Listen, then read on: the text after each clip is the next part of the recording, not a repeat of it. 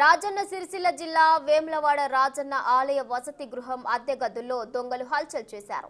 Nandeeswara complex లోని 3 వసతి గదుల్లో చోరీ జరిగింది. భక్తులు దర్శనానికి వెళ్లి వచ్చేసరికి తాళాలు పగలగొట్టి లోనికి చొరబడిన దొంగలు వసతి గదుల్లోని విలువైన సెల్ ఫోన్లు, నగదు, వస్తువులను అపహరించారు. ఘటనపై భక్తులు ఆలయ అధికారులకు సమాచారం ఇవ్వగా ఆలయ సిబ్బంది నిర్లక్ష్యంగా సమాధానమిచ్చారు. దీంతో భక్తులు ఆగ్రహావేశాలకు గురై సిబ్బందితో వాగ్వాదానికి దిగారు.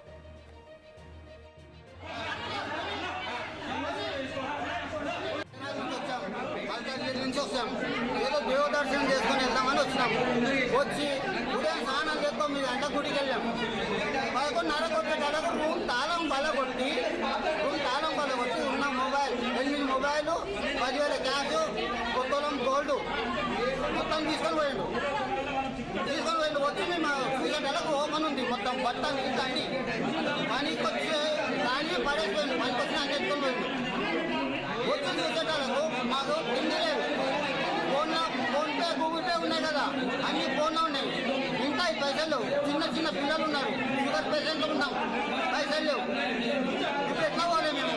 మా గవర్నమెంట్ వాళ్ళని అడిగితే రెస్పాన్స్ లేదు. ఏం మీకు అంటున్నారు, రౌడీలో పెడుతున్నారు ఎంబడ. ఇలా తెలంగాణ ప్రభుత్వం, ఇలా తెలంగాణ